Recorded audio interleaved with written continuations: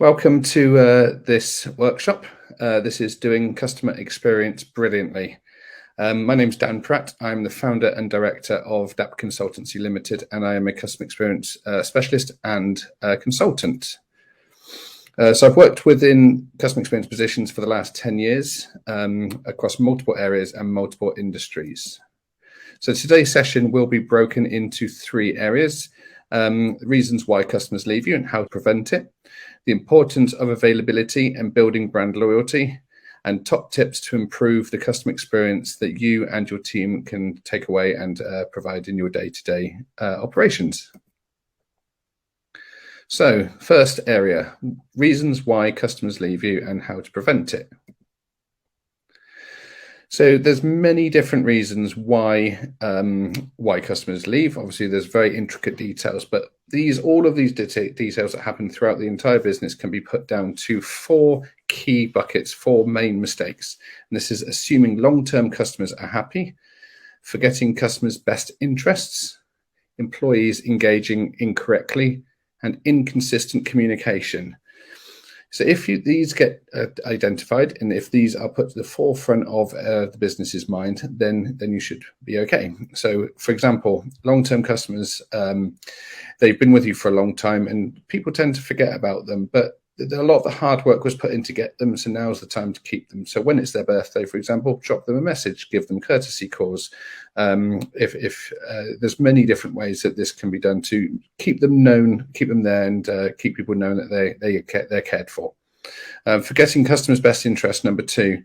So as the business develops and the world develops, we need to make sure that we are still providing what our customers want, what they signed up for, and is their wants, needs, and expectations changed? And if so, we need to adapt. Employees engaging incorrectly. We've all been in a restaurant or on the phone to a customer service team, and we've not necessarily had the service that we expected. So we need to really keep an eye on this and make sure the tone of voice is consistent, make sure the information is consistent, and make sure that people are portraying the brand as we want. And the fourth mistake is inconsistent communication. So is your social media posts giving the same information as your team members? Is the CRM activity given the same information as many other routes where you can communicate with your customers through various different channels? This all needs to be aligned. Another reason why customers may leave is the detrimental effect that review sites such as TripAdvisor or Trustpilot can have. And I said detrimental, but it can be turned around and used as a positive. So review sites and social media can be used as a very positive form to create better business leads and interests for you. I won't go through all of the facts here. You can have a look and scan through yourself. But just a couple of key takeaways from this slide. 90% of consumers read online reviews before visiting a business. And 9 in 10 consumers, an online review is as important as a personal recommendation. And taken right down to the bottom there, on average, a 1-star increase on Trustpilot or TripAdvisor can lead to between 5 and 9% increase of business revenue. So it's very substantial and very important. And negative reviews, they can be looked at as a free source of information. So you're not paying for insights, not paying for data or anything like this. This is a great source of customers giving you free advice on how to improve your business. So embrace it and cherish it and reply accordingly. And there's going to be negative reviews. That's part and parcel. The page would look a bit weird if it's full of just 5 stars. So we need these to make it look normal. And also, when you do receive a low scoring review, engage with it and respond appropriately. Take it offline if need be, but showing your side of the story and showing that you're responding really cares and shows the customer that you're there for them and potential customers as well. So goodwill is also a great way of stopping customers leave. So goodwill has always got a negative connotation whereby it's generally used for recovery. So used in order to, if somebody's made a complaint, to offer a goodwill gesture as compensation. But it should be used for that purpose, but also in a positive light as well. It encourages brand loyalty. If you continue to offer goodwill gestures, like I said, for someone's birthday, offer them a free bottle of wine if you run a restaurant, if whatever it may be. It creates loyalty and keeps these long-term customers. It encourages forgiveness. If people are receiving goodwill gestures, it shows that they are not owed something. It shows that they are being looked after and they are more forgiving. Sets you apart from the competition, because a lot of the competitors won't be doing this because they deem it as an expense, whereas it should be looked at as an ROI, and it is definitely a return on the investment. And it also improves the value of your business because it creates a perception that the business is able to do this, and creates that everything else that goes along with that, such as the loyalty and the high expectations and the high interpretations that your brand can offer. We now move into the next section, next part of this section, which is that good is no longer good enough. So if an aircraft or flight that you're on gets you from A to B on time, that's the minimum that you expect. So good is not good enough anymore. You expect to be treated politely by the air stewards or the cabin crew. You expect to be treated well in the build-up, for example, in the airport, in the queuing process. Expect to be looked after in a correct way. And that's just looking at an airline specifically. And these kind of things need to be addressed in all areas of the business. We need to excel and make every customer feel special. So some of the reasons why good is no longer good enough is that the service isn't fast enough, the service isn't personalized enough, the service isn't connective, and the service is reactive rather than proactive. So personalized, people don't want to become a number. They want to be addressed by their name, by their situation, and the way that they are how they are with your business.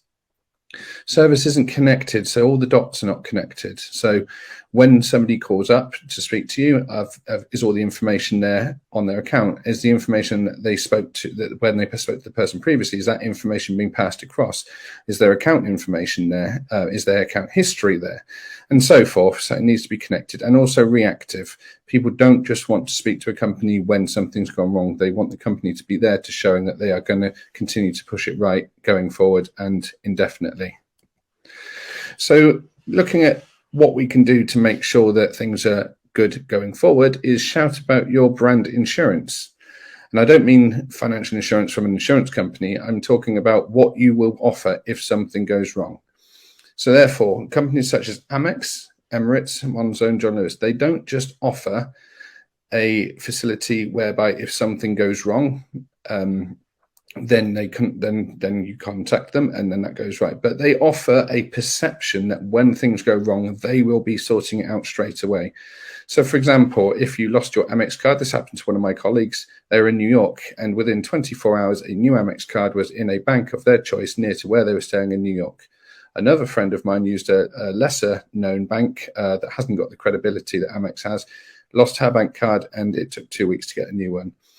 Emirates, if your flight is cancelled and you miss your connection, Emirates will do all they can to put you onto a better flight, or put you onto a new flight rather, or put you up in a hotel, whereas some lesser, cheaper airlines probably won't go to the lengths that Emirates do. So people, same as Monzo, same as John Lewis, if you're returning an item in John Lewis, you know that it's going to be straightforward, whereas other companies may be a bit more tricky.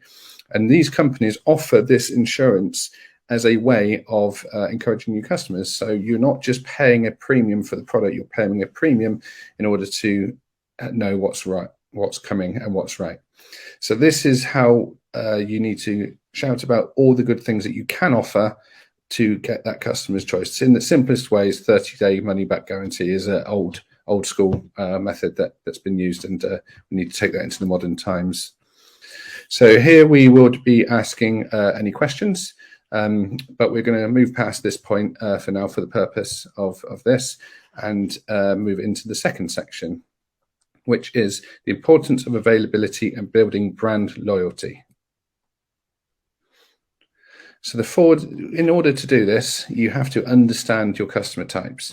So there's 4 different types of customers. There's price buyers, relationship buyers, value buyers, and poker player buyers. Understanding each area means you can set your business up for success and be able to adapt to these customers. So price buyers are purely there for the price, as this name states, the cheapest price possible. Relationship buyers, they're looking for a long-term relationship and then have invested interest in the whole business as a whole, suppliers, the story. Value buyers are looking for a kind of combination between relationship and price, and want to amalgamate this together to create a good value for money. So a good price for what they're getting rather than just price or what they're getting. And poker player buyers They want to basically get the lowest, best value for the lowest price. And when you look at let's look at a supermarket, for example. So we've got price buyers, which would be Aldi or Lidl, relationship buyers, which would probably be Waitrose, and value buyers, which would be Sainsbury's. And each business conducts their operations and their target market in accordance to their target market, their target customer type. And this is what you need to do as well, is make sure that you are adapting to your customers that you are trying to appeal to, and not try to do too much at once. So being in the right place at the right time. We can't be online or have a call center operational 24 hours a day, 7 days a week, 365 days a year. It's not possible unless you're a big company like Amazon or HSBC or something like this, where they have the facilities to be able to do it. So what we need to do is make sure that we are offering a certain level of agreement. So self-help and knowledge-based platforms are great. It's automated self-help. Customers can find the answers they want through a knowledge-based, through FAQs, through a chatbot. This isn't always great. Some customers want to speak to somebody, but for example, I travel on the Eurostar quite frequently between London and Paris. And if I wanted a quick update on this, come back a few months, on COVID policy, I don't really want to send an email and wait for an answer. I don't want to call up and speak to someone. I just want to see the answer. What's the rules and regulations? And this is where knowledge base would come in. However, if I was overcharged on my bank card, I'd probably want to speak to somebody. So therefore, I'd want to call up and speak to. It's different purposes. So we need to offer a service depending on the different areas of the business. So knowledge-based and self-help is incredibly powerful for the quick questions, for the quick fixes. Selected firefighting times. If we can't be online all the time, we need to give specific times and make promises for that. So if, for example, you say that you'll answer the phone within 2 minutes, or you answer a chat within 2 minutes, then give specific times when that could be done, between say 12 and 2 each day, or between 9 till 5 if possible, or whatever it may be, and choose times which you can commit to and make a promise. And then following on to third point, transparency, managing expectations. Tell these customers this and make sure that you manage their expectations. If you can't get back to them within a day, then let them know. And this is where you set your SLAs and tell your customers what these are. So give them their service level agreements. Tell them how long it would take to get back to them. Tell them how long this particular query will take to manage and find a resolution for. And then fifth and finally, automation is key. CRM notifications, make sure that you're communicating any updates, any service changes to customers in order to fulfill and provide the best possible service. The power and trust and loyalty created by good tone of voice. So each brand is different and you need to have your unique tone of voice. And I don't mean physically talking. So the best, when people communicate, a large part of it is through body language. But if we can't do that through online platforms, through telephone, through email, then tone of voice is incredibly important. So for example, if you're a finance company, you'd probably talk very differently to your customer than a tattoo parlor, for example, or a restaurant would probably talk very differently than an airline. So create your tone of voice and be consistent with that. And that could be through your social media posts, through your telephone conversations, through your emails, and so forth. And the four benefits that this creates is it tells customers who you are, they're familiar. Number two, it's what makes you different. It stands you out from the rest of the crowd. Number three, it helps build trust. People learn to trust a familiar voice and a consistent voice. That's ingrained in us since we were children. And fourth, it can be used to influence and persuade. Use your voice in order to sell your product. So for example, Monzo Bank use a very different tone of voice to HSBC. Both are banks, but very different perceptions and very different tones of voice, and people trust in different ways. So again, this would take us onto the questions, but for now we are going to bypass this and go on to the third and final section of this presentation. So the key takeaways. So what's the top tips to improve customer experience that you and your team can provide? So going through what we've just discussed, remember, happier customers make for better business. This is the key thing. You have to make your business customer centric and make everybody aware that this is the case. It's not the stakeholders, it's not the investors that pay the bills, that pay the wages. It is the customers that pay the wages. So happier customers make for better business. The happier customers are, the more they'll spend, and everybody's happier. Number two, understand your customers' wants, needs, fears, and expectations. Ensure that you understand your customer and manage those correctly. Number 3, treat each customer individually. Make every customer feel special. They are not a number, and make sure you have all the relevant information to be able to speak to each customer in a way that's personal to them. Number 4, you use review sites to your advantage. As we discussed, people look at these review sites a lot, and they don't necessarily have to be a negative thing. They can be used as a positive thing. So utilize these and use these to your advantage. We have lots of different strategies with this. So if anybody wanted to get in touch, we can take you through all of these points in much more detail. We've helped companies bring up their customer experience, their Trustpilot and TripAdvisor scores, and utilize the data from it. So if this is something you are wanting to look into further, then not just this, but all of it, but specifically this, then do give us a shout. Number 5, don't be afraid to show and offer goodwill. As we said, this is an incredibly useful tool within your CX strategy. Have a consistent brand tone of voice. Number 7, ensure your whole business is customer centric. So this ranges from the finance team to the marketing team to the ops team. Make sure that every single person is customer centric and puts the customer at the forefront of what they do. If what they're doing has a detrimental effect on the customer, then stop doing it. It needs to have a positive effect on the customer. As we've said, happier customers make for better business. Number 8, shout about the service insurance you provide. If you offer something great in order to improve, then shout about this and make sure that this is told to your customers, because they will buy into that for the unfortunate event. If things go wrong, they like to have that insurance policy. That's why we all buy insurance, isn't it? We don't hope that things go wrong, but if something were to go wrong, then that's why we have it. It's the same principle applies in business. Number 9, utilize self-help and automation. Knowledge bases, FAQs, chatbots, they will really help, firstly, lower ticket numbers, and help that will save costs through money in order to cover these. And these are quick answers, and it will also provide a better customer experience as well, because customers can receive the answer that they want instantly when they want it. And number 10, as we said, good isn't good enough. Always aim to be exceptional rather than just good. Don't take good as an average. Like I said, it's if your flight can get you from A to B on time, take that, and how do you improve that experience? How do we get that to be the best experience? What do people choose that airline for? That's the small granular details that we need to be looking at. So throughout this conversation, as we've seen, we've covered lots of different bases. DAP Consultancy, we are specialists in customer experience. We build strategies and various other areas of CX. So check out our website, and I'm more than happy personally to have a free 30-minute consultation with anybody that's watched this.